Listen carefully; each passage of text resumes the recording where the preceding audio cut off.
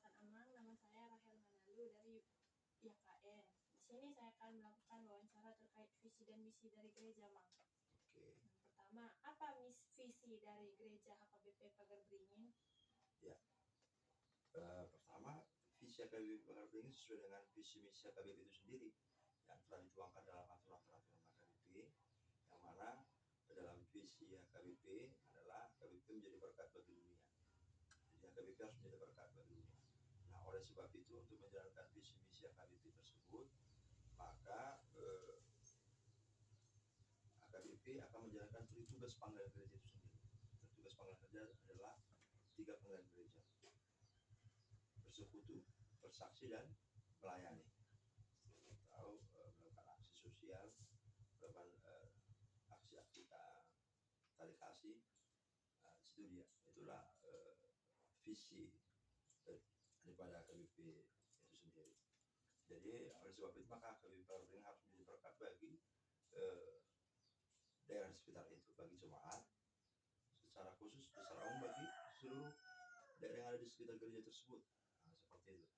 Jadi kita harus bisa melakukan kegiatan-kegiatan dalam pengembangan visi gereja, dalam pelayanan, dalam kehidupan sehari-hari, baik kerjasama dengan pemerintah, aparat, dan juga semua unsur masyarakat yang ada di daerah tersebut. Seperti di HKBP Pagar Beringin, kita bersama dengan desa, dengan Pagar Batu, seperti itu, dan lingkungan sekitarnya untuk mewujudkan menjadi berkat bagi dunia. Jadi HKBP harus menjadi berkat bagi daerah ini. Seperti itu. Itu aja, sederhana. Selanjutnya, Mang, apa misi dari gereja HKBP Pagar Beringin? Nah, misi HKBP adalah menjadikan murid Kristus menjadi pelaku firman Allah melalui, itu ada beberapa poin ya yang tertuang dalam aturan peraturan membacakan: beribadah kepada Allah Tritunggal, Bapa, Anak, dan Roh Kudus, dan bersekutu dengan saudara-saudara seiman. Itu pertama. Yang kedua, mendidik warga jemaat supaya sungguh-sungguh menjadi anak Allah dan warga negara yang baik. Yang ketiga, mengabarkan Injil kepada orang yang belum mengenal Kristus dan yang sudah menjauh dari gereja. Yang keempat, mendoakan dan menyampaikan pesan kenabian kepada masyarakat dan negara. Yang kelima, menggarami dan menerangi budaya Batak, Indonesia, dan global dengan Injil itu sendiri. Yang keenam, memulihkan harkat dan martabat orang kecil dan tersisih melalui pendidikan, kesehatan, dan pemberdayaan ekonomi masyarakat. Yang ketujuh, mengembangkan kerjasama oikumene antar gereja dan membangun dialog lintas agama. Kedelapan, mengembangkan penata layanan, yang mana penata layanan itu adalah pelayanan organisasi dan administrasi keuangan dan aset. Baru yang bersih, rapi, transparan, akuntabel, dan melaksanakan pembangunan gereja itu sendiri. Seperti itu. Nah, jadi itulah dalam misi gereja HKBP secara umumnya itu dalam aturan peraturan, dan kita terapkan juga dalam misi gereja HKBP Pagar Beringin juga.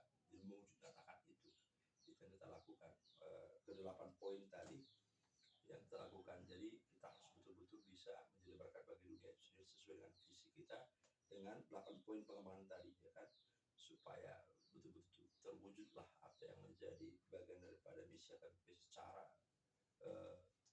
umum yang diaturkan dalam aturan-peraturan HKBP itu sendiri. Nah, itu bisa sampaikan.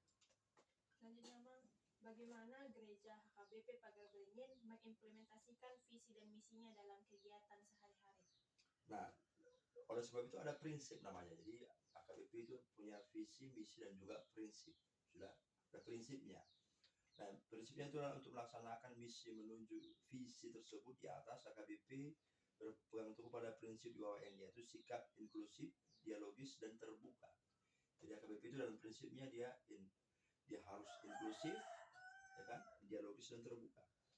Baru yang kedua, kasih dan cara-cara tanpa kekerasan. Jadi cara-cara yang penuh dengan kasih tanpa ada unsur kekerasan.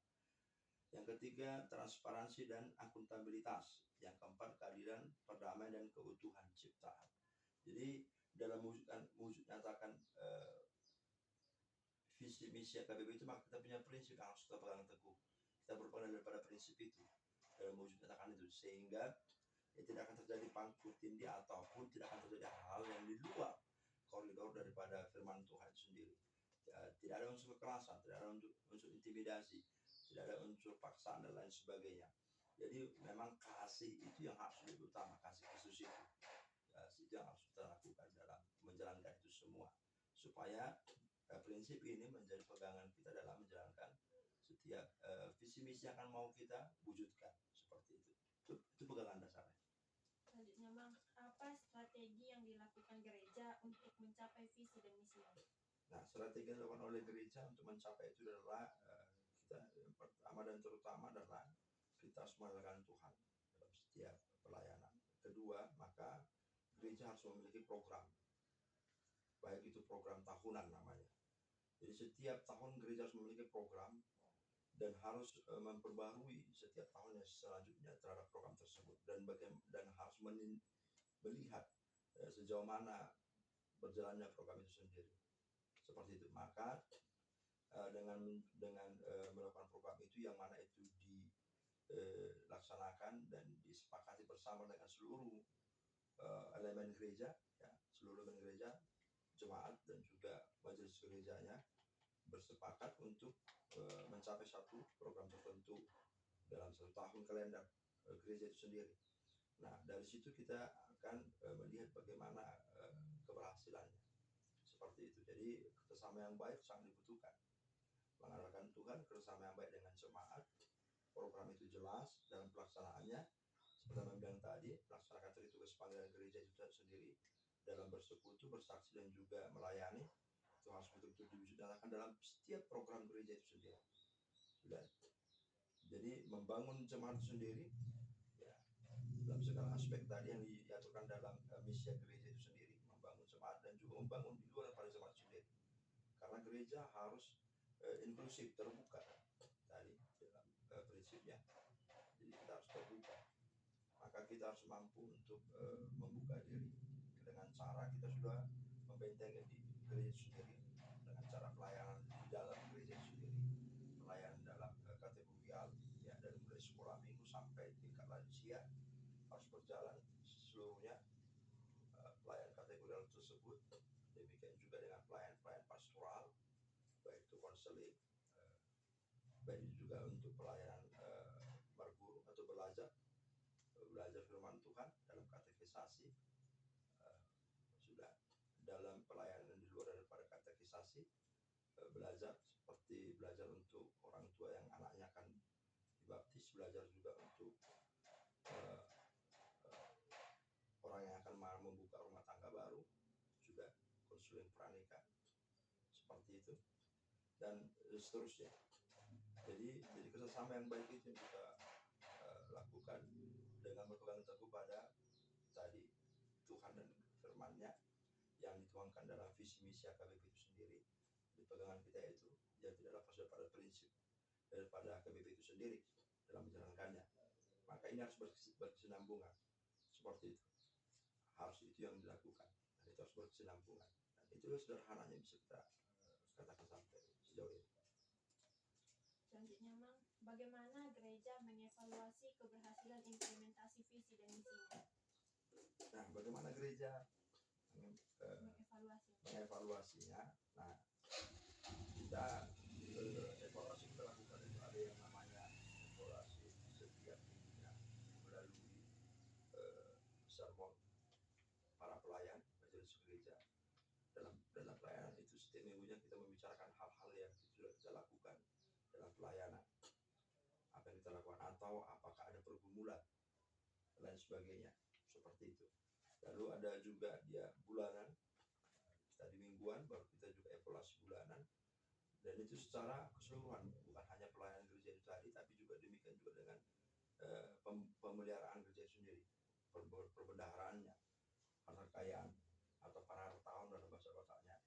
Kita juga mengevaluasi, makanya laporan bulanan keuangan itu juga harus ada. Demikian triwulan. Jadi kita lakukan sedemikian rupa supaya apa? Supaya kita melihat sejauh mana kita menjalankan visi misi gereja itu sendiri. Apakah sudah berjalan dengan sesuai dengan apa yang seharusnya, atau masih banyak kekurangan yang kita temukan, atau kelemahan yang kita dapati, sehingga kita bisa memperbaiki, sudah memperbarui untuk jauh lebih baik lagi dalam menjalankan pelayanan tersebut untuk mewujudkan visi misi gereja itu sendiri. Di situ dia evaluasi bersama itu sangat penting juga dilakukan. Itu yang bisa saya sampaikan. Lalu apa peran jemaat dalam mewujudkan visi dan misi gereja? Nah, peran jemaat ya sangat vital peran jemaat, karena apapun ceritanya dia itu tidak akan eksis kalau jemaatnya tidak berperan penuh. Pertama, jemaat itu harus menghidupi dulu apa yang telah diberikan atau mereka terima dari pembelajaran akan kebenaran firman Tuhan melalui ibadah minggu, ibadah pertanyaan, ibadah kategorial, dan ibadah-ibadah khusus lainnya.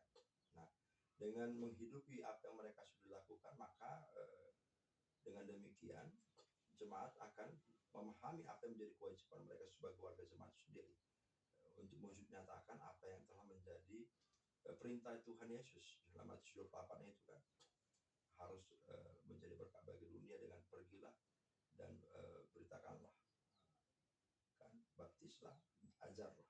Jadi itu begitu jelas. Matius 28 ayat 18 bahkan sampai ayat 20. Sehingga karena menjadi kewajiban bagi setiap warga jemaat untuk menjadi jemaat yang hidup, yang bertumbuh dan berbuah. Jadi maka peran mereka sangat sentral. Dengan mereka menghidupi apa yang mereka sudah terima, ya kan, dari firman Tuhan, pembelajaran yang mereka terima dari gereja, pelayanan mereka terima dari gereja, sehingga mereka juga mampu mewujudkan itu. Nah, kita mengikut sertakan penuh itu dalam setiap kegiatan ataupun pelayanan gereja, termasuk dalam ibadah saja kita lakukan. Contoh dalam ibadah minggu kita ikut sertakan dalam kantoria, ya, bahasa KBP kantoria, sering bahasa orang bilang solider, ya kan. Baru dalam haretau, ya, itu ya, atau penerima jemaat namanya, yang menerima jemaat bersama dengan majelis gereja. Jemaat juga telah diaturkan untuk menjadi penerima jemaat, untuk menerima jemaat, mempersiapkan tempat bagi jemaat, baik kursinya, baik acara yang mereka lakukan. Demikian juga dengan core dalam setiap kategori yang sudah diaturkan setiap minggunya. Demikian juga dalam pelayanan persekutuan doa atau pertanyaannya, ya, setiap minggunya. Demikian Pak, dalam setiap harinya juga, setiap harinya. Dan itu akan nampak ketika jemaat itu mengalami progres dalam kehidupan mereka, ya, dalam spiritualitas mereka dan keluarga mereka, pembekalan yang dilakukan itu. Demikian juga dalam ibadah minggu mereka, itu akan nampak apa yang setelah mereka terima dari pelayanan gereja itu sendiri. Jadi sangat sentral itu semua, karena program gereja tahunan juga itu ditentukan karena rapat tertinggi di gereja KBP itu adalah rapat jemaat, ya, rapat huria namanya. Nah, jadi itu rapat yang berserta dengan seluruh jemaat yang diwakilkan oleh jemaat-jemaat itu sendiri dan juga majelis gerejanya untuk mensepakati kegiatan gereja dalam 1 tahun kalender penuh, seperti itu. Maka dengan demikian maka kita akan mampu menyatakan itu baik dalam konsep pemeliharaan gereja, pembangunannya, pengembangan pertumbuhan jemaat juga, seperti itu. Dalam kunjungan-kunjungan, karena kita mengikut sertakan jemaat ketika kita melakukan kunjungan-kunjungan tertentu, seperti kunjungan yang sakit, sudah secara khusus seperti itu kita ikut sertakan juga jemaat untuk itu. Kita ikut sertakan jemaat juga untuk turut serta dalam pelayanan kasih yang dilakukan oleh gereja itu sendiri. Jadi sangat sentral dan vital apa yang menjadi keikutsertaan ataupun dampak daripada jemaat itu turut serta dalam mewujudkan visi misi gereja itu sendiri. Selanjutnya Bang, apa tantangan yang dihadapi gereja dalam mewujudkan visi dan misinya dan bagaimana cara mengatasinya? Tantangan yang dihadapi oleh gereja dalam mewujudkan visi misi gereja itu sendiri ya sesungguhnya sangat kompleks. Kompleksitasnya itu ditentukan oleh pertama aspek SDM jemaat itu sendiri, ya kan, sumber daya manusianya, SDM manusia itu sendiri, itu pendidikannya, ragam profesi yang dimiliki,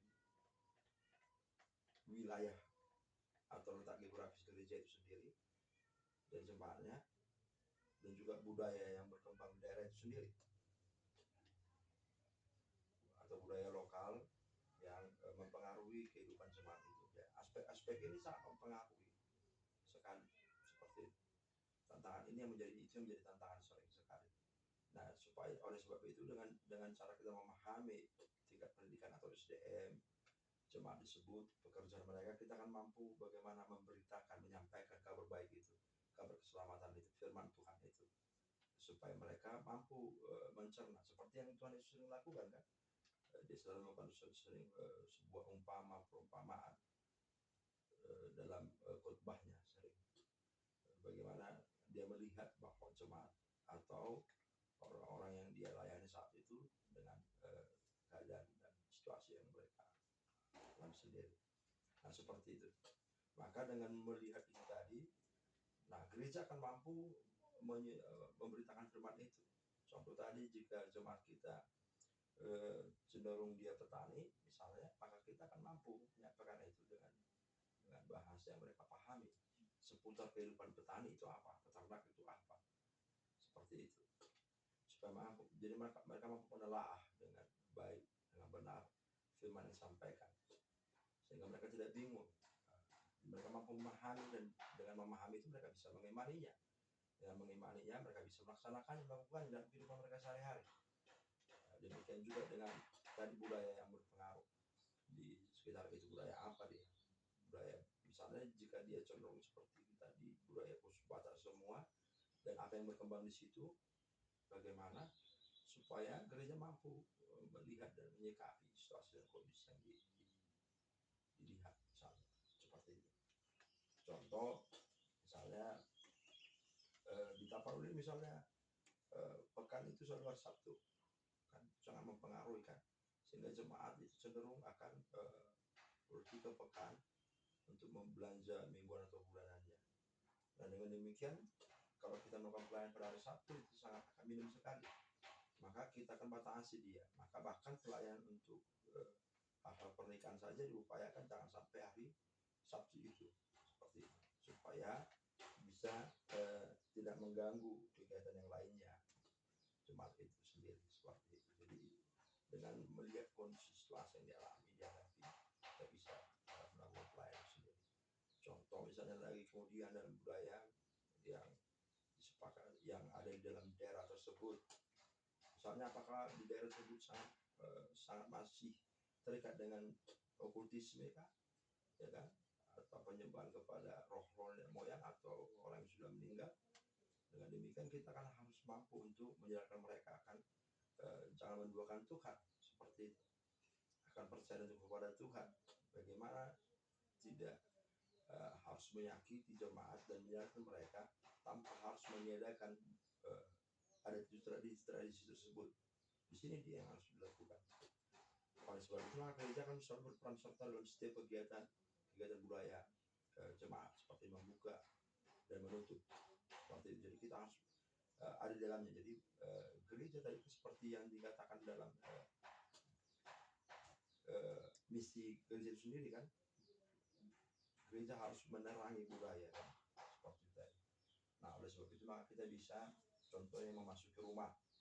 Tradisi orang Batak itu sangat percaya kental dengan kultismenya, penyembahan moyang, sinkretisme yang dilakukan. Maka kita akan melakukan pelayanan, membuka ketika jemaat ingin membangun rumahnya, kita terus dari sana kita menduakan mereka supaya mereka tidak melakukan hal-hal tadi, penyebar roh nenek moyang, mamele namanya, supaya tidak melakukan hal-hal seperti itu, memberi makan kepada hantu misalnya, seperti itu. Nah, hal seperti ini yang kita sikapi tadi. Maka kita harus paham dulu budaya apa yang berkembang, situasi apa, Dengan demikian kita akan mampu betul-betul melakukan pelayanan, kan? Tanpa harus menyakiti, tanpa harus dan seperti dikatakan ada kekerasan dan sebagainya.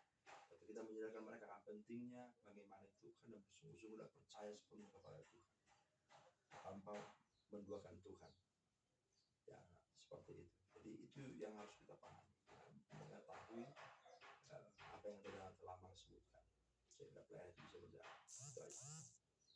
Yang terakhir, Amang, bagaimana cara HKBP Pagar Beringin dapat mempertahankan dan meningkatkan kualitas pelayanan dan kegiatan dalam beberapa tahun ke depan? Nah,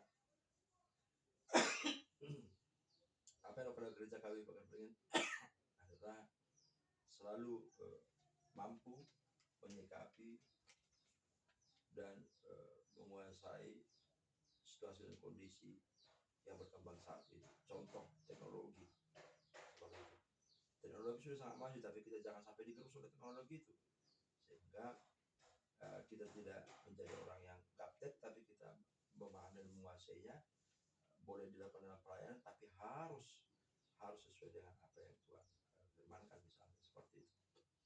Jadi yang kita lakukan adalah selalu menyesuaikan pelayanan itu dengan situasi dan kondisi dan perkembangan yang ada, tanpa harus menyediakan hal-hal yang paling penting dalam pelayanan, terlebih firman Tuhan dan kebenarannya, seperti itu. Dan harus menyediakan kebudayaan itu sendiri. Jadi gereja harus merangkul seluruh aspek kehidupan dalam jemaat itu sendiri. Maka gereja harus mampu melihat itu semua sebagai potensi dalam pelayanan, bukan sebagai kendala, bukan sebagai hanya sebagai penghalang atau penghambat, melainkan sebagai potensi yang besar yang harus kita mampu manfaatkan, seperti itu. Nah, contoh misalnya gereja KBP Pagar Beringin sudah setiap minggunya sudah mengupdate database jemaat sendiri secara online, dan juga laporan pertanggungjawaban pelayanan setiap minggunya, baik keuangannya, baik pelayanan jemaatnya, baik pelayanan kasih, sudah itu kita tuangkan semua. Kita mengetahui tanggal lahir, ulang tahun jemaat tersebut, bahkan ulang tahun pernikahan mereka, sehingga dengan demikian gereja akan lebih akan bisa menyampaikan terima kasih kepada Tuhan dan mendoakan setiap jemaat, seperti itu. Dengan demikian kita sudah melakukan pelayanan itu dengan cara baik, tanpa harus meninggalkan apa yang menjadi esensi daripada pelayanan gereja itu sendiri. Jadi kita menggunakan teknologi untuk menunjang pelayanan, seperti itu. Dan kerjasama yang baik itu harus terus dilanjutkan. Jadi tetap harus memegang prinsip tadi yang telah dinyatakan oleh KBP itu sendiri, dan menurut sertakan seluruh jemaat secara aktif terhadap pelayanan itu sendiri. Jadi majelis gereja dan jemaat harus bahu-membahu untuk menyatakan visi misi gereja itu sendiri. Jadi jika tidak ditunjang oleh atau disupport oleh jemaat itu sendiri, maka itu tidak akan mungkin terjadi pelayanan tersebut. Oleh sebab itu penting sekali sumbangsi jemaat itu sendiri, keikutsertaan mereka secara penuh. Dan kita akan mengupgrade setiap pelayanan kita. Kita akan melihat potensi-potensi yang lainnya, apa yang harus dilakukan ke depannya, seperti itu. Jadi tidak gereja KBP Pagar Beringin tidak menutup terhadap masukan-masukan, pemikiran-pemikiran daripada jemaat untuk pelayanan, tidak tertamu, tidak terima, seperti itu. Akan kita terus serta dalam pelayanan untuk termasuk mahasiswa-mahasiswi AKN, kan. Khusus di KBP Pagar Beringin kita buat itu, kan, khusus di Napo Sebulung atau Muda-Mudi gereja, yang mana semuanya adalah mahasiswa sendiri, serta dalam pelayanan tersebut.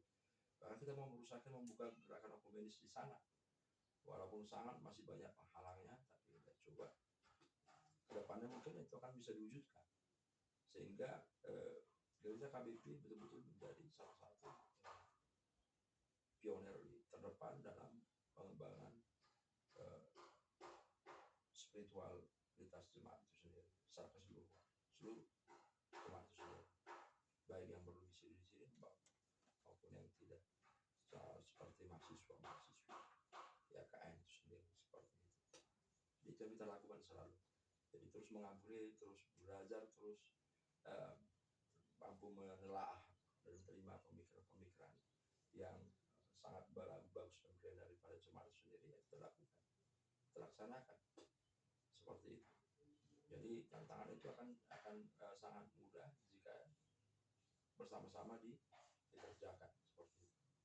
Jadi pelayanan itu akan sangat mudah jika bersama-sama dilaksanakan. Nah, seperti itu. Jadi tidak hanya bisa pelayanan itu akan berjalan kalau hanya majelisnya saja, ya akan mungkin itu. Demikian sebaliknya, kalau hanya jemaatnya saja maka majelisnya tidak, ya tidak mungkin juga. Maka harus ada saling kerjasama yang baik dalam setiap aspek elemen yang ada di dalam gereja itu sendiri. Saya bisa sampaikan. Baik, terima kasih Amang sudah meluangkan waktunya untuk informasi. Ya, terima kasih. Salam.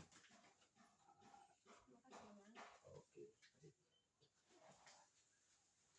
Semester berapa kau, Kak? Masih semester 3 Amang. Oh, Rodi